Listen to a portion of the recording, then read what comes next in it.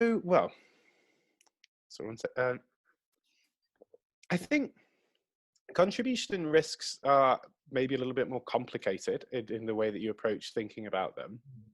Not that complicated, but maybe it helps to have someone work through those with you. But actually, the what is your impact can be the most challenging, because often people will say, as I said before, they've got a big, bold, ambitious target, and they say, this is what we're going to do.